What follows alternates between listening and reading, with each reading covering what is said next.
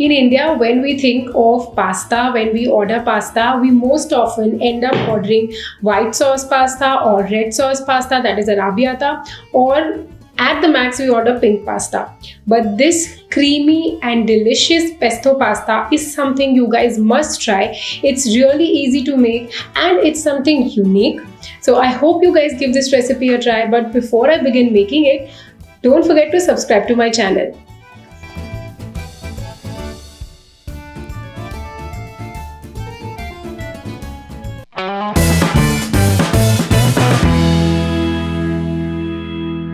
Good quality fresh basil is the star of any good pesto recipe. Okay, so let us begin with 1 cup of tightly packed basil.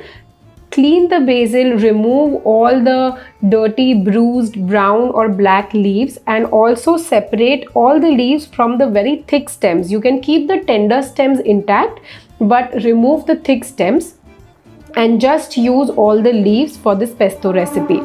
Now coming to the kind of basil that you have to use. Now this is the basil that I am using. In the Indian market, like every other produce that is available, it is very difficult to identify the breed. Like you can say for potatoes or apples or any product, actually it's very difficult to understand what is the breed of that particular agricultural produce. Okay, so for the basil, I will show you the difference of the two main types of basil, Italian basil, that are available in the Indian markets. The one that I am using is this Genovese Italian basil, and the second variety that is available is the sweet Italian basil.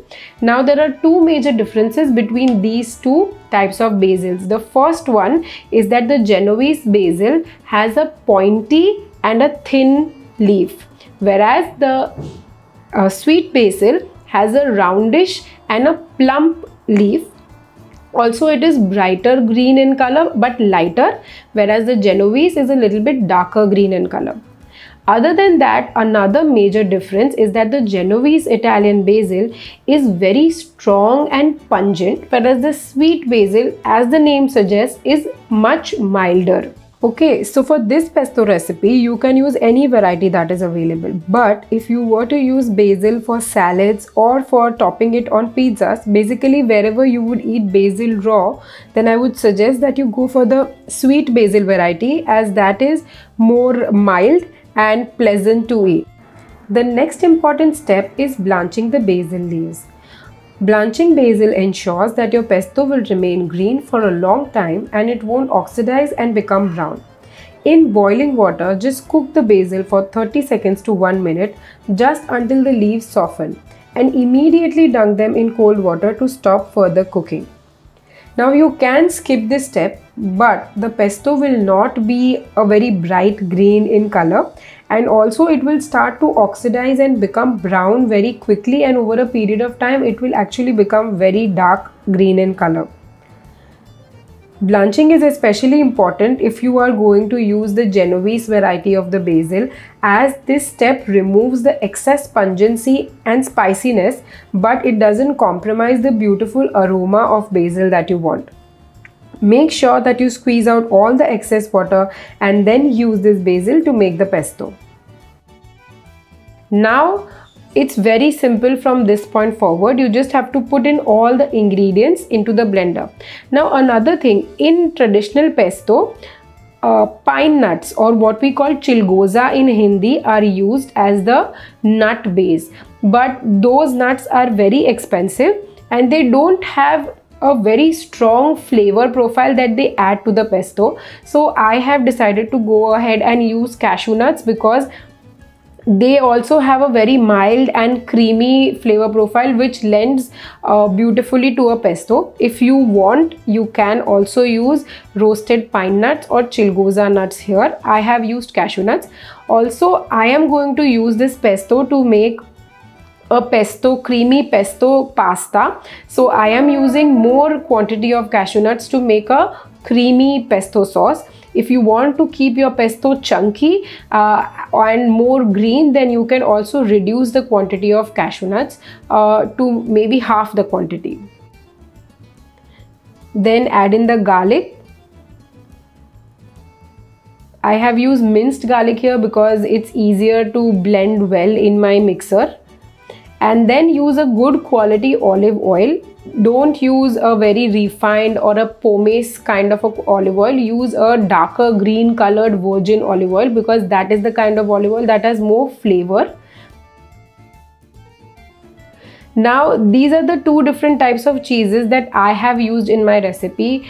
Of course, traditionally Parmesan cheese is used in a pesto recipe, but it is very expensive to use it, and also very hard to come by in Bombay or even in any other city. So I have replaced it with processed cheese, and while replacing it with processed cheese, I prefer to add this variety of cheese spread because it is easier to blend, and also because I want to make a pesto sauce base out of it, it's easier to maintain the consistency. If I would add grated cheese or cubes or slices, then that much more grinding would have been needed in my mixer. So I use cheese spread and also some amount of Parmesan for the taste.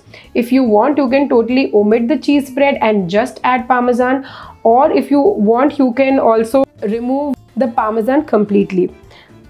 Now one ingredient that I have not added is green chilies, but I sometimes when I'm making pesto, I also add 1 or 2 dark green chilies to make the pesto slightly spicy in taste.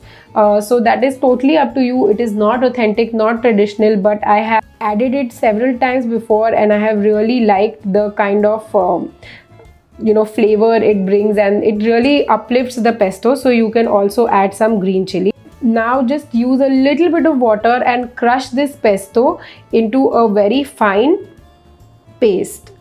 So as you can see, this pesto sauce has a very creamy consistency. Now I'm adding salt at the last because the cheese is also salty, so I didn't want to increase the quantity of salt by mistake, and that is why after tasting the pesto I've added a little bit of salt. And now to make the pasta, I'm going to boil about 2 cups of penne pasta in salted water, and once they have reached the proper kind of al dente that you want, just sieve it, and at this stage also wash them with some cold water so that the cooking process stops.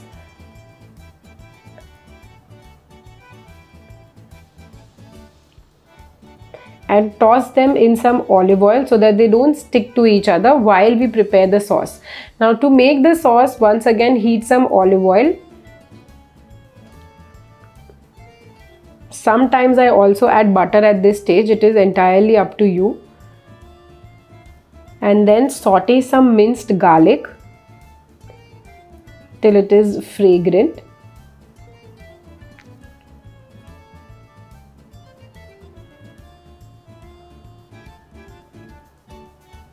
And then add about 2 tablespoons of the pesto sauce that we have used. Cook this pesto sauce till it changes color. So you can see that the pesto sauce that we made was slightly light green in color, but now once it has been sauteed in the pan, it has become fairly dark. So all the nice flavors and aromas have been released after cooking it for about 2 to 3 minutes. And after it reaches this color, you can add in cream. Now if you want to make it a little bit thinner, adjust the consistency with water or milk. If you don't want to add cream and water, you can directly add milk also to thin out the sauce, and then just add the boiled pasta to it and saute them till all the pasta is coated well with the sauce. Now you can make this, I have just used 2 tablespoons, but you can adjust the quantity of sauce and pasta and the milk that you use to make the sauce more creamy and loose is entirely up to you. The quantities need not be fixed as per the recipe, and that's it. Our creamy pesto pasta is ready. You can also add vegetables of choice to this. I have used olives and some fresh baby tomatoes. You can add any kind of vegetables you want to this pasta and make it your own. This is not generally a kind of pasta which we Indians prefer to have, but it has a very beautiful flavor and it is a must try if you like basil and you like to experiment with Italian cuisine. So I hope you guys have liked this recipe. Do follow me and subscribe to my channel if you would like to see more such recipes, and I will see you again next time with another interesting recipe. Till then, happy cooking!